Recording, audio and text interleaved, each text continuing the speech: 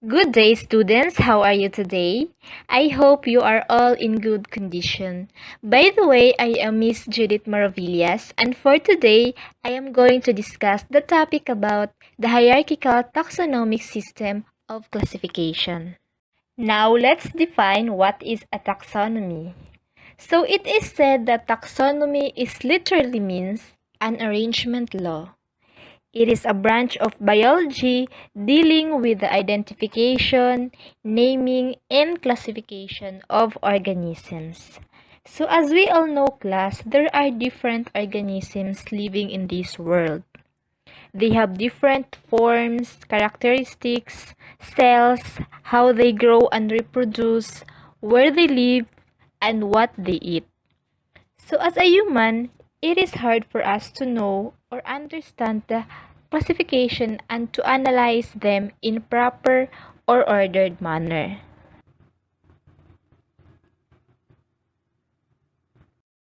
That's why in the 18th century, a scientist named Carolus Linnaeus first proposed organizing known species of organisms into a hierarchical taxonomy.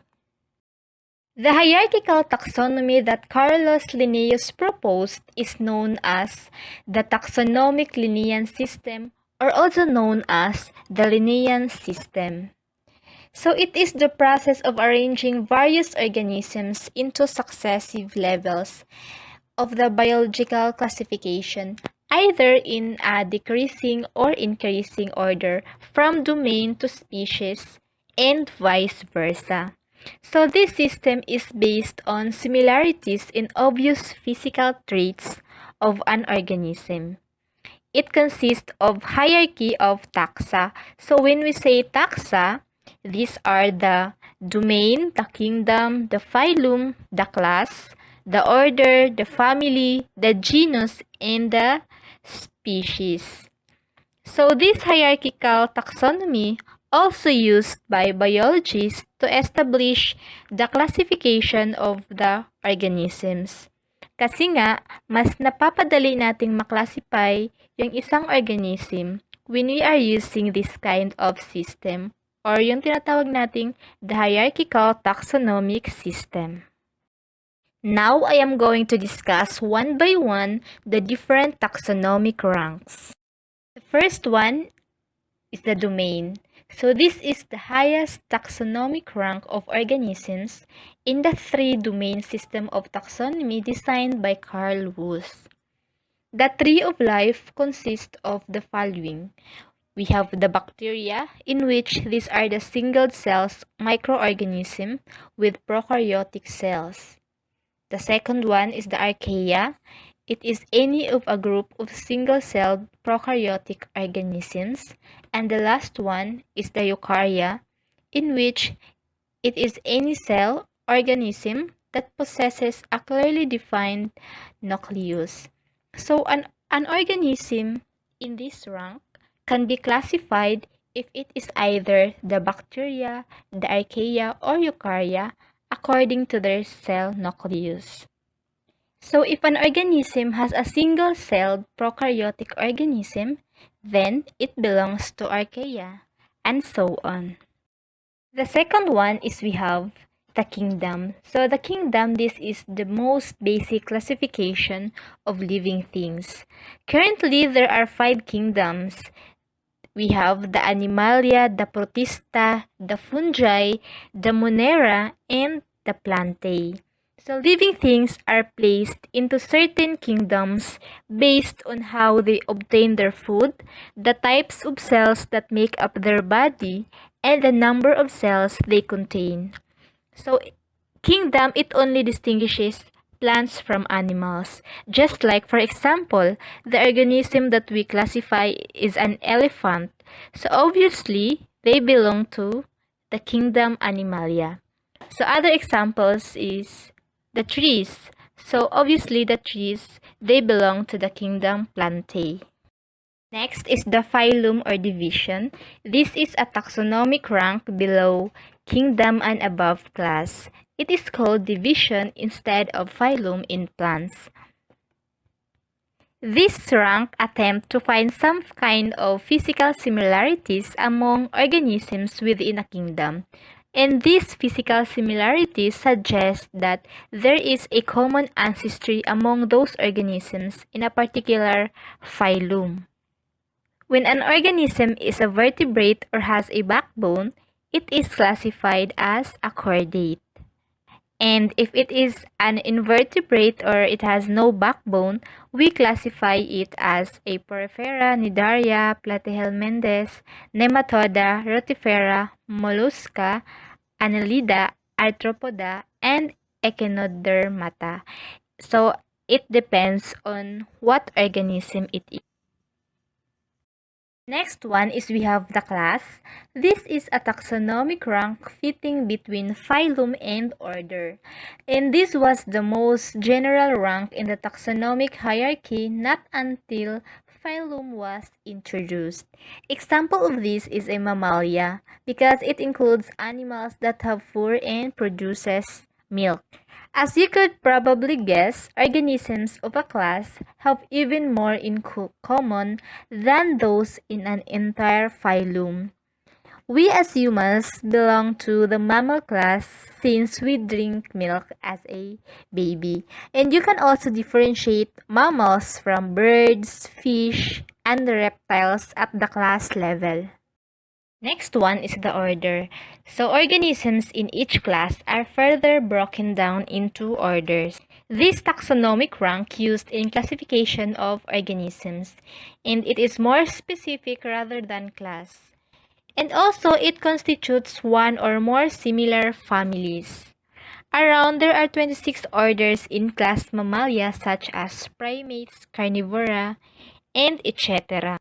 In this rank, you can differentiate between ones that eat meat and ones that don't. So when an organism eat meat, meaning they are belong to order Carnivora, and others belong to the order Herbivora when they feed exclusively on vegetation. Next one is the family. Orders are divided into families. This is a taxonomic rank with family fitting between order and genus. And this category of taxonomic hierarchy includes various genera that share a few similarities. Organisms within a family have more in common than with organisms in any classification level above it. And because they share so much in common, organisms of a family are said to be related to each other. The families in the order Carnivora include Canidae, Felidae, Orchidae, and etc. The next one is the genus. This is a taxonomic rank used in the biological classification of living and fossil organisms. A group of similar species forms a genus, and some genera have only one species and are known as a monotypic, whereas some have more than one species and are known as polytypic. Basically, genus is a way to describe the generic name for an organism. The genus classification is very specific, so there are fewer organisms within each one. And for this reason, there are a lot of different genera among both animals and plants. So when using taxonomy to name an organism, the genus is used to determine the first part of its two-part name, which is later on I'm going to discuss about how to name an organism. The last rank is the species. It is one of the basic units of biological classification and taxonomic rank.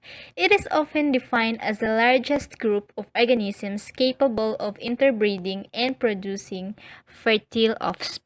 So species are as specific as you can get.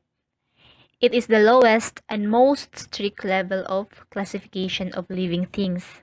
It is said that the main criterion for an organism to be placed in a particular species is the ability to breed with other organisms of that same species. And also, the species of an organism determines the second part of its two-part name. Now let's move on how species or organisms are classified. Just like what I mentioned earlier, that organisms are classified by first based on their characteristics like physical features and such. Another one, they are classified through their single-celled or multicellular nucleus. And the last one, they are classified based on what they eat or where they live.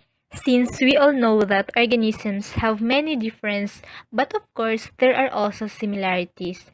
That's why we need to classify them by using the hierarchical taxonomic system, which contains the hierarchy of taxa, which are the domain, the kingdom, the phylum, the class, the order, the family, the genus, and the species. Since most organisms have different common names, not just their characteristics or any physical features, Carolus Linnaeus again developed a binomial nomenclature or a two-word naming system for naming all species on Earth. And also, he is also known as the father of taxonomy. So, in assigning scientific names, we have two parts. The first part of the scientific name is the genus. The word is always written first and capitalized, and also it appears in italics or is underlined. The second part of the scientific name is a species. The word is always written second and is not capitalized. It appears in italics or is underlined. How are scientific names given? So taxonomists give names based on its classification. And next, they give scientific names using appropriate Latin or Greek words that describes the organisms. Now, I am going to give you an examples. So here we have an animal called mountain lion. So we classify this animal by their taxonomic level. So at the domain level, a mountain lion belongs to the category of Eukarya, which are organisms with a cellular nucleus, unlike bacteria. And also at the kingdom level, it is Animalia, as opposed to a plant or a fungus. And also, mountain lion belongs to the phylum Chordata, which are animals that have a backbone, in contrast to arthropoda or the spiders or the porifera or the sponges. And the class Mammalia includes animals that have fur and produce milk. So since mountain lion can produce milk, it belongs to the class Mammalia. And the mountain lions belong to the order Carnivora along with other meat eaters such as bears and wolves. Their family is Felidae, which includes large cats, including leopard or lions. At the next level, the genus Puma includes jaguars and cougars but not tigers. Finally, mountain lions constitute a distinct species, which is a concolor. And when designating a particular species, it is customary to use the genus and the species name, as what I've said earlier. So the short taxonomic designation for a mountain lion or its scientific name is called a puma concolor.